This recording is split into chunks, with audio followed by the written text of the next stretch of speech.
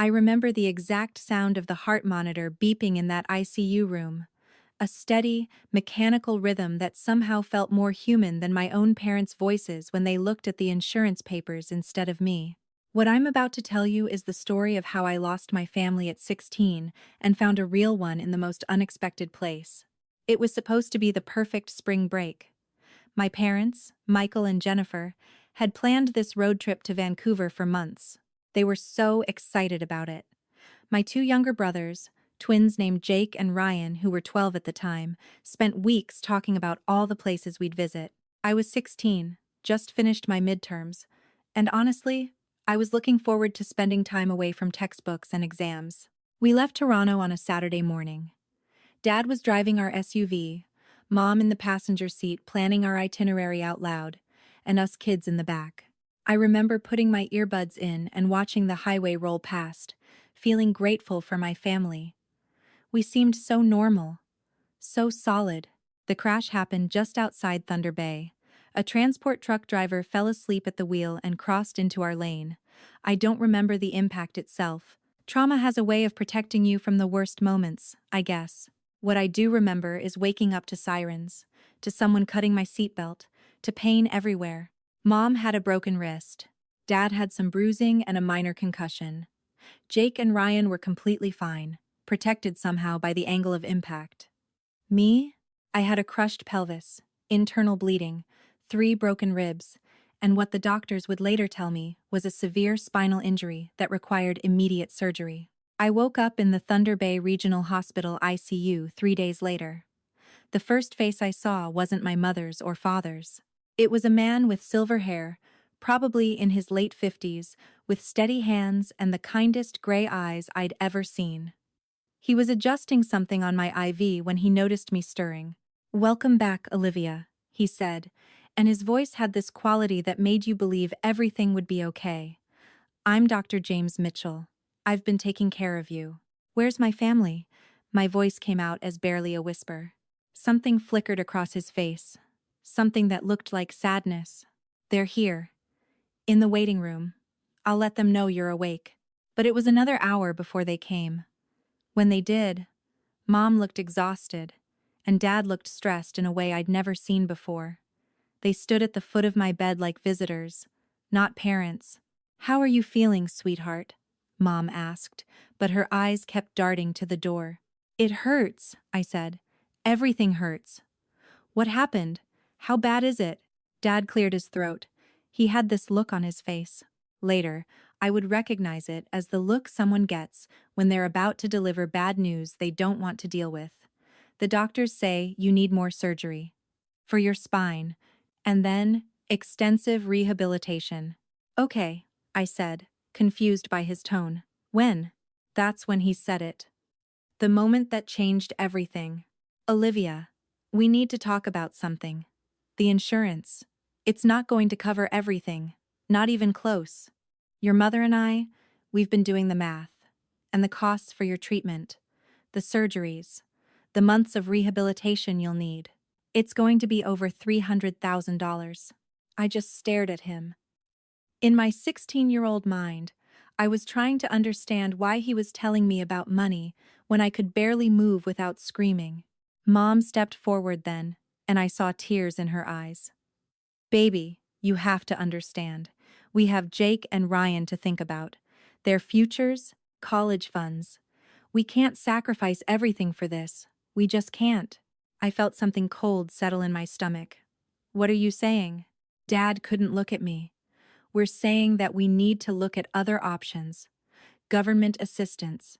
Maybe selling the house. We don't know yet. But this is going to change everything for our family." Dr. Mitchell walked in right then, and I'll never forget the look on his face when he heard the tail end of that conversation. His jaw tightened, but his voice stayed professional. "Mr. and Mrs. Chen, could I speak with you outside?" They left, and I was alone with the heart monitor again. I cried for the first time since waking up. Not because of the pain in my body, but because of what I'd just heard in my parents' voices. I wasn't their daughter in that moment. I was a financial burden, a problem to be solved. I don't know exactly what Dr. Mitchell said to them in the hallway, but when they came back, they looked even more uncomfortable. Over the next week, I saw less and less of them. They'd visit for 20 minutes, ask how I was, avoid eye contact, and leave. Jake and Ryan came once, looking scared and confused, and then I never saw them again. The day before my second surgery, Dad came alone. He sat in the chair by my bed and wouldn't meet my eyes. "Your mother and I have made a decision," he said. "We're going back to Toronto. The boys need to get back to school. You'll be in the hospital for months anyway." "You're leaving me?" I couldn't believe it. "I'm 16. You can't just leave me here alone." "You're not alone. The hospital will take care of you. Social services will get involved. They'll figure something out." He stood up, still not looking at me. "This is too much for us, Olivia. We have to think about the whole family. I am your family." He walked to the door, paused, and said, "We'll be in touch." And then he was gone. I didn't hear from them again for 10 years. Dr. Mitchell found me 2 hours later, sobbing so hard I could barely breathe. He didn't say anything at first, just sat down and let me cry. When I finally calmed down enough to talk, he said something I'll never forget. "I overheard your parents that first day. What they said about the money." He leaned forward, his gray eyes intense. "I've been a surgeon for 30 years, Olivia. I've saved hundreds of lives. But 22 years ago, I couldn't save the one that mattered most. My daughter, Emma. She was 17, car accident, just like you. She died on my operating table. I didn't know what to say. I started a foundation after she died," he continued, "to help families with catastrophic medical expenses. I never thought I'd use it for something like this. But your treatment, your rehabilitation, everything you need, it's covered, every penny." "Why?" I whispered. "You don't even know me." "Because Emma would be 39 now. Because no kid should be abandoned when they need help the most. And because I can." He kept his word. Dr. Mitchell covered everything. The surgeries, the months of physical therapy. When I was well enough to leave the hospital but had nowhere to go, he applied for emergency custody through child services. My parents didn't contest it. They'd already signed papers relinquishing their parental responsibilities, citing financial hardship. The social worker who handled my case, a woman named Patricia, told me later that it was one of the most clear-cut abandonments she'd ever seen. "Usually, parents fight," she said. "They try to make it work." "Your parents?" They seemed relieved someone was taking you off their hands. That hurt more than any of my injuries. Dr. Mitchell's house was nothing like I expected. It wasn't cold or clinical. It was warm, full of books and art and pictures of Emma everywhere. He'd never remarried after his wife died from cancer when Emma was 10. He'd thrown himself into his work, into his foundation, into anything that kept him from facing an empty house. "I hope you don't mind her photos," he said that first day, wheeling me through the living room. "I've never been able to take them down." "She was beautiful," I said, looking at a picture of a girl with dark hair and her father's gray eyes. "She was a lot like you, actually. Stubborn, determined. She wanted to be a physical therapist." He smiled sadly. "She was always helping people. The first few months were hard. Learning to walk again, the pain, the anger. I was furious at my parents, at God, at the universe. Dr. Mitchell never tried to diminish my feelings or push me to forgive. He just listened. "You have every right to be angry," he told me one night when I'd thrown a glass across the room in frustration. "What they did was unforgivable. But don't let that anger poison your future, Olivia. Use it. Channel it into something that makes you stronger." So I did. I threw myself into my rehabilitation with an intensity that surprised even my physical therapists. The woman who worked with me most, a kind soul named Marie, said I was the most determined patient she'd ever had. "You're going to be a miracle story," she told me. "Doctors said you might never walk normally again. Look at you now." It was Marie who first suggested I consider becoming a physical therapist myself. "You understand what patients are going through in a way most therapists never will. That's a gift." The idea took root. Dr. Mitchell supported it completely.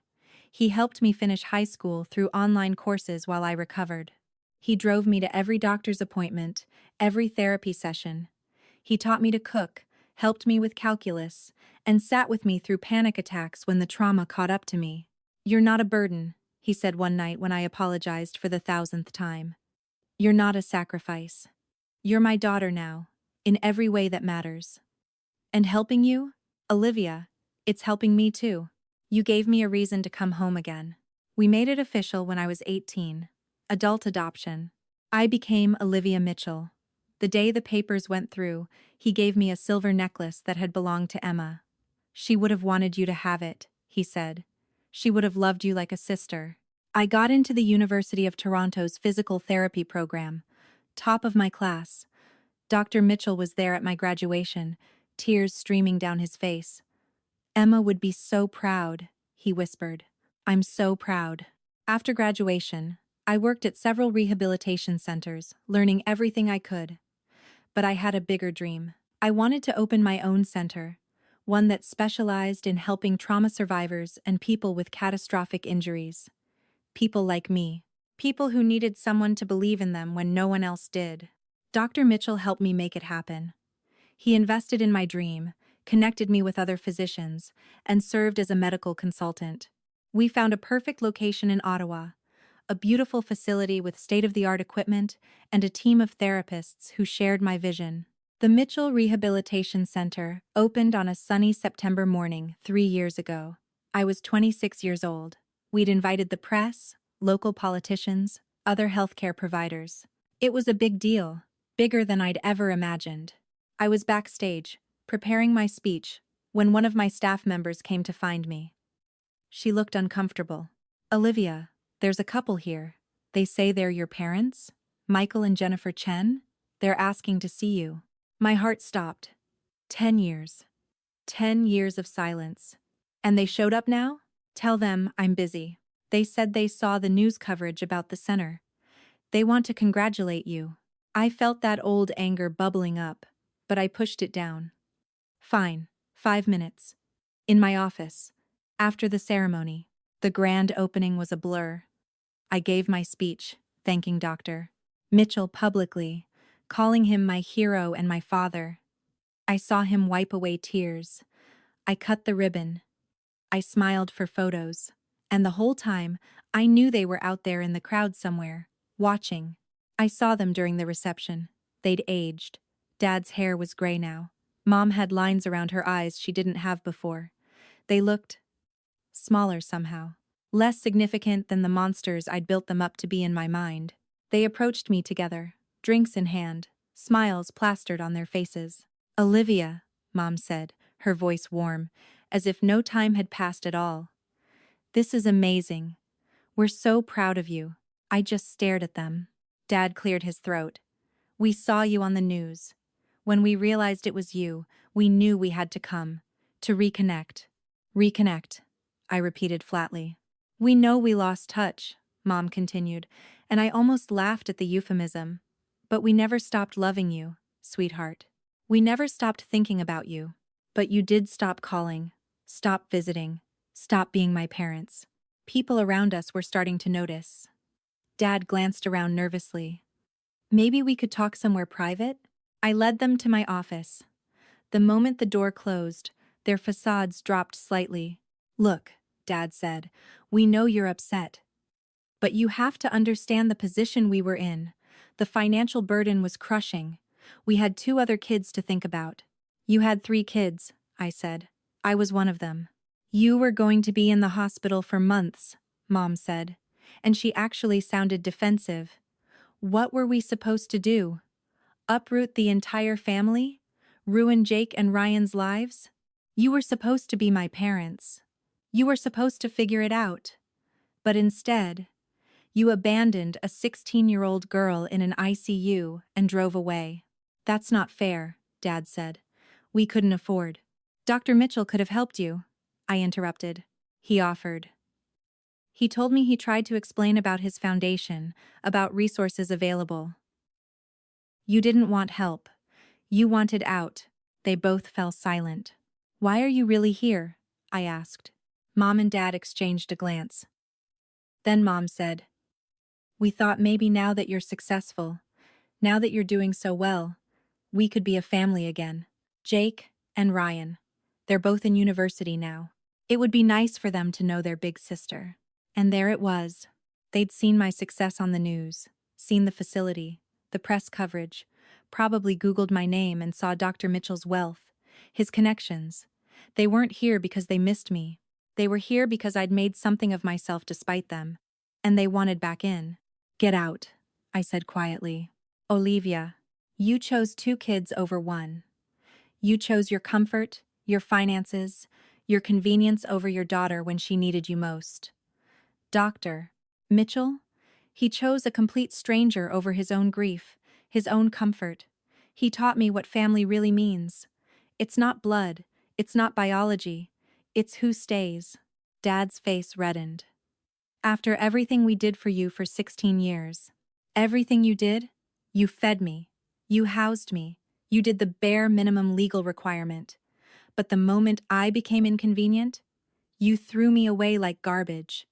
Don't talk to me about what you did, Doctor. Mitchell did more for me in one day than you did in my entire life with you. You're being dramatic, Mom said, tears streaming down her face now. But they felt like performance tears, manipulation tears. No, I'm being honest. For the first time with you, I'm being completely honest. You don't get to come back now. You don't get to pretend you were victims of circumstance. You made a choice. You chose to abandon your child. Now I'm choosing to build my life without you in it. I walked to the door and opened it. Leave. Don't contact me again. Don't show up at my events. Don't try to reach out to me through Jake or Ryan. You wanted me out of your family 10 years ago. Congratulations. You succeeded. They left, but not before Dad turned back one last time. You'll regret this. Family is family. You're right, I said. Family is family. And mine is out there waiting for me. Goodbye. I closed the door behind them and leaned against it, shaking. A moment later, there was a soft knock. Liv? It's me. Dr. Mitchell's voice. I opened the door, and he pulled me into a hug. I saw them leaving. Patricia told me who they were. Are you okay? I am, I said, and I realized I meant it. I really am. That evening, after all the guests had left, Dr. Mitchell and I sat in my new office, looking out at the empty rehabilitation gym. You know what Emma used to say? He asked. She said that sometimes the universe breaks us so we can learn how to help put other people back together. I think she'd be really proud of you. I wish I could have met her. She's here, he said, tapping my chest over my heart. She's in every patient you help, every person you believe in when no one else does. That's her legacy. And now it's yours too. 3 years later, the Mitchell Rehabilitation Center has helped over 200 patients recover from catastrophic injuries. Dr. Mitchell still volunteers here every Saturday, despite being fully retired from surgery. We have coffee together every Sunday morning. He walks me down the aisle at my wedding. He's the first person I call with good news and bad news. He's my dad, not because of blood, but because of choice. I heard through the grapevine that my biological parents moved to Vancouver a year after our confrontation. They never reached out again. Jake contacted me once through social media when he turned 21. We had coffee. It was cordial but distant. He said he understood why I kept my distance from our parents. He said he was sorry. I believed him. But some things can't be fixed with apologies. Ryan never reached out at all. I don't spend much time thinking about them anymore. Some people will only love you when it's convenient, when it costs them nothing. Those people don't deserve your energy or your forgiveness. But the people who choose you when it's hard, when it costs them everything, when they sacrifice their comfort for your survival, those are the people who deserve your loyalty, your love, your presence. Dr. Mitchell saved my life in that operating room 10 years ago. But more than that, he taught me what unconditional love actually looks like. He taught me that family isn't who you're born to. It's who shows up, who stays, who believes in you when you can't believe in yourself. I built this center without the people who told me I wasn't worth the investment. I learned to walk again without the people who couldn't be bothered to stay and watch. I became successful without the people who saw me as a burden instead of a daughter. And I did it all because one man, a stranger who owed me nothing, decided that I was worth saving. If you're reading this and you've been abandoned, betrayed, or told you're not worth the effort, I need you to know something. They were wrong. You are worth it. You are worth the investment, the time, the energy, the love. The people who can't see that, they're the ones with the problem, not you. And sometimes, the family you find is better than the family you were born into. Sometimes, the people who choose you end up meaning more than the people who were supposed to love you by default. Don't ever let anyone make you feel like you're too much, too expensive, too difficult, too broken. The right people will see your value. The right people will stay. And when you find those people, hold on to them. Build a life with them. And when you're strong enough, become that person for someone else. Break the cycle. Choose to stay when it's hard. Choose to love when it costs you something. Choose to be the family someone else needs. That's how we heal. That's how we win. Not by becoming like the people who hurt us, but by becoming everything they never were. My name is Olivia Mitchell. I'm a daughter, a physical therapist, a survivor, and I'm proof that the worst thing that ever happened to you doesn't have to define you. Sometimes it just clears the path for the best thing that ever happened to you to find you.